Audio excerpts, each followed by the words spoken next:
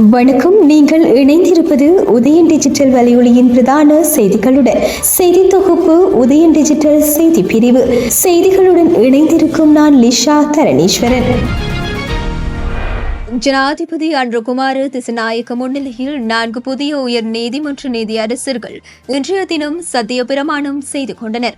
இதன்படி மேன்முறையீட்டு நீதிமன்ற நீதியரசர்களான RMS ராஜகருணா, மேனகா விஜயசுந்தர, சம்பத் பி அபேகோன் மற்றும் MSKP விஜயரத்ன ஆகியோர் ஜனாதிபதி முன்னிலையில் புதிய உயர் நீதிமன்ற நீதியரசர்களாக பதவியேற்றனர். இந்த நிகழ்வில் ஜனாதிபதியின் செயலாளர் கலாநிதி நந்திக சனத் குமாநாயக்கவும் கலந்து கொண்டார். இலங்கை தமிழரசு கட்சியின் நாடாளுமன்ற உறுப்பினர் சிவஞானம் ஸ்ரீதரன் கட்டுநாயக்க விமான நிலையத்தில் தடுத்து வைக்கப்பட்டு விசாரிக்கப்பட்ட சம்பவத்தை வன்மையாக கண்டிப்பதாக இலங்கை தமிழரசு கட்சியின் பதில் தலைவர் CVK சிவஞானம் தெரிவித்துள்ளார். இந்தியாவில் இடம்பெற்றிருந்த நிகழ்வு ஒன்றில் பங்கு கொள்வதற்காக நாடாளுமன்ற உறுப்பினர் சிவஞானம் ஸ்ரீதரன் கட்டுநாயக்க விமான நிலையம் ஊடாக செல்ல சென்றபோது விமான நிலைய அதிகாரிகளால் தடுத்து வைக்கப்பட்டு விசாரணை செய்யப்பட்டார். எவ்வாறாயினும் விசாரணைகளின் பின்னர் பயணத்திற்காக அனுமதி வழங்கப்பட்டிருந்தது. இந்த நிலையில் ராஜதந்திர கடவு சீட்டினை வைத்திருக்கும் சிரேஷ்ட நாடாளுமன்ற உறுப்பினராக இருக்கும் ஒருவரை இவ்வாறு நடத்தியதை ஏற்றுக்கொள்ள முடியாது என CVK சிவஞானம் தெரிவித்துள்ளார். சிவஞானம் ஸ்ரீதரன் இலங்கை தமிழரசு கட்சியின் நாடாளுமன்ற குழு தலைவராக இருப்பதுடன் அவர் இலங்கை நாடாளுமன்றில் 3வது பெரிய கட்சியாக உள்ள இலங்கை தமிழரசு கட்சியின் நாடாளுமன்ற உறுப்பினராகவும் விளங்குகின்றார். இறுதியாக இடம்பெற்ற நாடாளுமன்ற அமர்வில் திட்டமிட்ட சிங்கள குடியேற்றங்கள் தொடர்பாக அனுர அரசாங்கத்தை கடுமையாக விமர்சித்து உரையாற்றியும் இருந்தார். இந்த நிலையிலேயே அவர் விமான நிலையத்தில் தடுத்து வைக்கப்பட்டு விசாரணைகளின் பின்னர் பயணிக்க அனுமதிக்கப்பட்டுள்ளார். எனவே இந்த சம்பவம் ஒரு பழிவாங்கும் சம்பவமாக இருக்கலாம் என்ற சந்தேகமும் எமக்கு தோன்றுகின்றது. எனவே இனிமேலும் இவ்வாறான சம்பவங்கள் இடம்பெறாத வண்ணம் பார்த்துக் கொள்ள வேண்டிய பொறுப்பு அனுர அரசாங்கத்திற்கு உண்டு என அவர் மேலும் தெரிவித்துள்ளார். ஐக்கிய தேசிய கட்சி மற்றும் ஐக்கிய மக்கள் சக்தி என்பன இணைந்து களம் இறங்கினால் கூட ஆளுங்கட்சிக்கு சவால் இல்லை என்று அமைச்சர் நலிந்த ஜெயதிச தெரிவித்துள்ளார். ரணில் விக்ரமசிங்க மற்றும் சஜித் ஆகியோரை மீண்டும் ஒன்றிணைப்பதற்கு அண்மை காலமாக பல்வேறு நடவடிக்கைகள் முன்னெடுக்கப்பட்டுள்ளன. முன்னாள் அமைச்சர்கள் பலரும் இந்த நடவடிக்கையில் தீவிரமாக ஈடுபட்டு வருகின்றனர். இவ்வாறானதொரு பின்னணியிலேயே ரணிலும் சஜித்தும் இணைந்தால் கூட தமக்கு எந்தவொரு சவாலும் இல்லை என்று அமைச்சர் நலிந்த ஜெயதிச தெரிவித்துள்ளார். பெரும்போக்கு காலத்தில் நெல் வாங்கும் அனைத்து ஆலை உரிமையாளர்கள் மற்றும் களஞ்சிய சாலை உரிமையாளர்களும் அரசாங்க நெல் சந்தைப்படுத்தல் சபையில் பதிவு செய்வது கட்டாயம் என்று வர்த்தகம், வாணிப, உணவு பாதுகாப்பு மற்றும் கூட்டுறவு அபிவிருத்தி பிரதி அமைச்சர் RM ஜெயவர்தன தெரிவித்துள்ளார். பெற்றுக்கொள்ளும் நெல் தொடர்பாக ஒரு தரவுத்தள அமைப்பை உருவாக்குவதும் நெல் இருப்புகளை மறைக்க முடியாத ஒரு திட்டத்தை உருவாக்குவதும் இதன் நோக்கம் என்று பிரதி அமைச்சர் குறிப்பிட்டுள்ளார். தட்டுப்பாடு இல்லாமல் அரிசி வழங்கும் நோக்கில் அரசு நெல் கொள்முதல் திட்டத்தை செயல்படுத்தி வருவதாகவும் பிரதி அமைச்சர் மேலும் தெரிவித்துள்ளார். நெல் மற்றும் அரிசிக்கான உத்தரவாத விலையை ஒரே நேரத்தில் தீர்மானித்து வர்த்தமானியில் வெளியிட அரசாங்கம் எதிர்பார்ப்பதாகவும் பிரதி அமைச்சர் தெரிவித்துள்ளார்.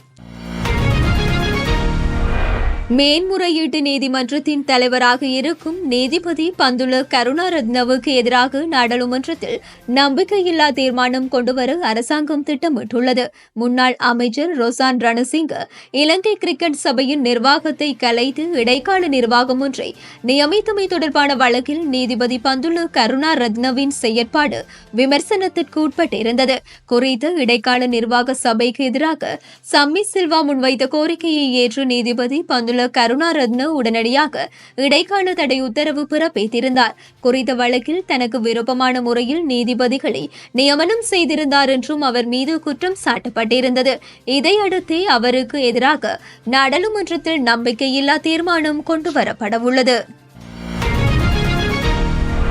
திருகோணமலை வீரநகர் கரையோர பகுதியில் உள்ள மக்களின் குடியிருப்பு பகுதி திடீரென கடலுக்குள் உள்வாங்கப்பட்டுள்ளதால் அப்பகுதி மக்கள் அச்சமடைந்துள்ளனர். கடந்த சில நாட்களாக கடல் அரிப்பின் காரணமாக அப்பகுதி கடலுக்குள் உள்வாங்கப்பட்டு வருவதாகவும் இவ்வாறான காட்சியை தம் வாழ்வில் முதல் முறை காண்பதாகவும் அப்பகுதி மக்கள் தெரிவிக்கின்றனர். இந்த கடல் அரிப்பினால் கடற்கரையை அண்டி காணப்படும் சில வீடுகளின் மதில்கள் அத்திவாரம் சுவர்கள் இடிந்து வீழ்ந்துள்ளன. இக்கடற்பகுதியில் பாரிய இரும்பு பின்னல் தொகுதியொன்று கரையின் நீளமான பகுதிக்கு வெளிவருவதாகவும் இது என்ன என்பது தொடர்பில் அறிய முடியாதுள்ளதாகவும் பிரதேச மக்கள் தெரிவிக்கின்றனர். கடல் அரிப்பில் இருந்து தம்மை பாதுகாப்பதற்கு அரசாங்கம் உரிய நடவடிக்கை எடுக்க வேண்டும் எனவும் அப்பகுதி மக்கள் கோரிக்கை விடுக்கின்றனர். கெலியோயா அம்பரப்பொழு பகுதியில் நடந்து வந்து கொண்டிருந்த 2 மாணவிகளில் ஒரு மாணவி கடத்தப்பட்டுள்ளார். இந்த சம்பவம் தொடர்பிலான வீடியோ நேற்றைய தினம் பகிரப்பட்டுள்ளது. அதில் ஒரு மாணவி தப்பி சென்றுள்ளார். எனினும் வாகனத்துக்குள் இழுத்து போடப்பட்ட மாணவியை காப்பாற்றும் முயற்சியில் இவ்வேதியில் சென்றவர் முயற்சி செய்துள்ளமை அந்த காட்சிகளில் பதிவாகியுள்ளது. அவ்விரு மாணவிகளும் வீதியோரத்தில் நடந்து வந்து கொண்டிருந்த போது கருப்பு நிற வாகனம் ஒன்று அம்மாணவிகளை நோக்கி பயணித்துள்ளது. அவ்விரு மாணவிகளும் வாகனத்துக்கு அருகில் வந்ததும் பக்க கதவை திறந்த ஒருவர் அதில் ஒரு மாணவியை இழுத்து வாகனத்துக்குள் தள்ளியுள்ளார். மற்றைய மாணவி தன்னுடைய புத்தக பையை அவ்விடத்திலேயே விட்டுவிட்டு தாங்கள் வந்த பக்கத்துக்கு ஓடிவிட்டார். அந்த வாகனமும் அதே திசையில் பயணித்துள்ளமை வீடியோ காட்சிகளாக பதிவாகியுள்ளன. தலைமன்னாருக்கு வடக்காக உள்ள கடற்பரப்பில் அத்துமீறி கடற்றொழிலில் ஈடுபட்ட குற்றச்சாட்டில் 8 இந்திய மீனவர்கள் இலங்கை கடற்படையினரால் இன்று அதிகாலை கைது செய்யப்பட்டுள்ளனர். இதன்போது 2 மீன்பிடி படகுகளும் பறிமுதல் செய்யப்பட்டுள்ளதாக கடற்படையின் ஊடக பேச்சாளர் கேப்டன் கயான் விக்ரமசூரிய குறிப்பிட்டுள்ளார். கைதான மீனவர்கள் தலைமன்னாருக்கு அழைத்து வரப்பட்டு மேலதிக விசாரணைகளுக்காக மன்னார் கடற்றொழில் பரிசோதகர் காரியாலயத்திடம் ஒப்படைக்கப்பட உள்ளதாக அவர் மேலும் தெரிவித்துள்ளார். அடுத்த 2 வருடங்களில் பசுமை எரிசக்தி கருத்தை அடிப்படையாக கொண்டு தேசிய அடையாளத்தை பாதுகாத்து உற்பத்தி செய்யப்படும் பல சுற்றுச்சூழலுக்கு உகந்த தயாரிப்புகளை அறிமுகப்படுத்த முயற்சிகள் மேற்கொள்ளப்படும் என்று கைத்தொழில் மற்றும் தொழில் முயற்சியாண்மை அபிவிருத்தி அமைச்சர் சுனில் ஹிந்துநேத்தி தெரிவித்துள்ளார். மருதானையில் உள்ள VEGA இனோவேஷன்ஸ் நிறுவனத்தின் உற்பத்தி செயல்முறையை ஆய்வு செய்ய சென்றிருந்த போதே அமைச்சர் இவ்வாறு குறிப்பிட்டுள்ளார். உலகின் 3வது வேகமான மின்சார காராக கருதப்படும் VEGA மின்சார காரை VEGA இனோவேஷன்ஸ் உருவாக்கியுள்ளது. 100% உள்நாட்டில் தயாரிக்கப்பட்ட மின்சார முச்சக்கர வண்டிகள் மற்றும் செயற்கை நுண்ணறிவு தொழில்நுட்பத்தை பயன்படுத்தி நிறுவனத்தால் தயாரிக்கப்பட்ட பிற தயாரிப்புகளை ஆய்வு செய்த அமைச்சர் தேசிய மற்றும் சர்வதேச அளவில் இதுபோன்ற சுற்றுச்சூழலுக்கு உகந்த தயாரிப்புகளை ஊக்குவிப்பதற்கான தடைகளை நீக்க கொள்கை முடிவுகளை எடுக்க அரசாங்கம் தயங்காது என்றும் தெரிவித்துள்ளார். இத்துடன் உதயன் டிஜிட்டல் வலையொலியின் இரவு நேர பிரதான செய்திகள் நிறைவடைகின்றன. தொடர்ந்தும் நாளை காலை நேர பிரதான செய்திகளுடன் இணைந்திருங்கள். வணக்கம்.